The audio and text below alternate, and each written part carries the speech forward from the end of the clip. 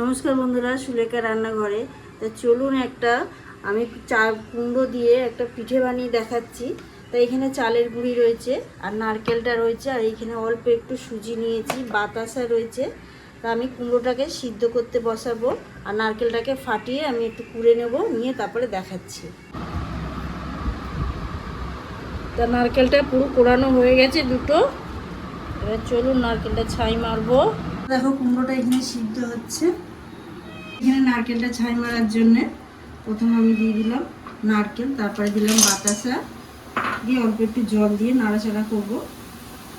জল দিয়ে, যেহেতু বাতাসা দিয়ে করছি, চিনি দিলে আর জল লাগে না, তাই গ্যাসটাকে সিমে রেখে ভালো করে বাতাসাটা গলে যাবে।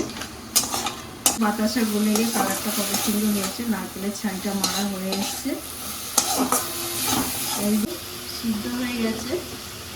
এবার আমি গ্যাসটাকে বন্ধ করে দিলাম। এবার নারকেলের ছাইটা পুরো রেডি হয়ে গেছে, আমি এবারে লাড়িয়ে নিচ্ছি। হবে সিমে রেখে দিয়েছি গ্যাসটাকে, আমি কোনো জিনিস দিয়ে এটা ঠেসে নেওয়া হচ্ছে। একদম মাখা হয়ে গেছে। এবার আমি জল দিচ্ছি। এখানে আমি 1 বাটি জল নিয়েছি, কতটা জল লাগে সেই আন্দাজটা আপনাদের বলছি।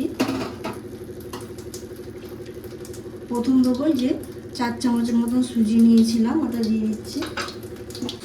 এবার আমি আর একটু জল দিচ্ছি, পুরো 1 বাটি জল লেগে গেল, দিলাম।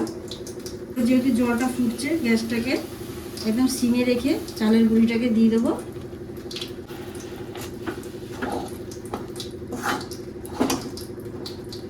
এখানে 1 বাটি জল লেগে গেছে, আর কুমড়ো যে সিদ্ধ করা জলটা, ভালো জলই দিয়েছিলাম, আবার এই গরম জলটা দিয়ে দিচ্ছি।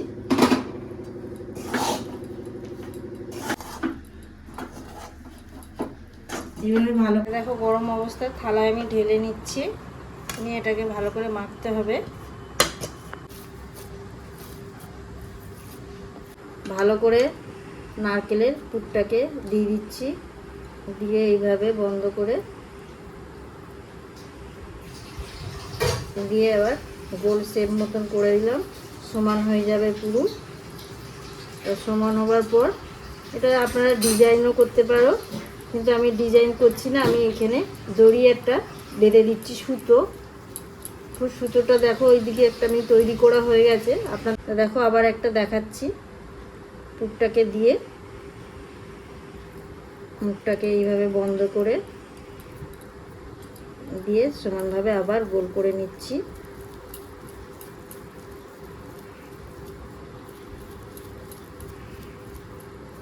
তো দেখো আমি দড়িটা এইভাবে বেঁধেছি, আপনাদেরও দেখাচ্ছি একটা।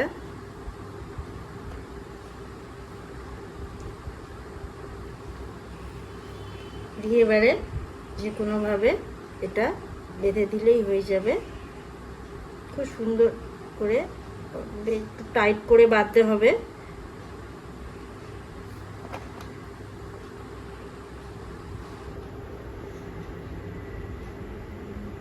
দেখো এখানে আমার দড়িটা কম হয়েছিল, তার সৌন্দর্য আনার জন্য এর গায়ে আমি চাল দিয়ে দিয়েছি ডিজাইন করার জন্য।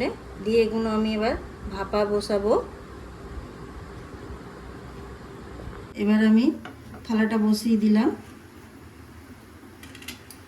আর ঢাকনা দিয়ে দিচ্ছি। দেখো পিঠেটা পুরো রেডি হয়ে গেছে। তো এবার আমি লাভিয়ে নিচ্ছি জিনিসটা, নিয়ে দেখাচ্ছি। 8 ঘন্টা ধরে বসিয়ে রেখে দিয়েছিলাম, পুরো সিদ্ধ হয়ে গেছে।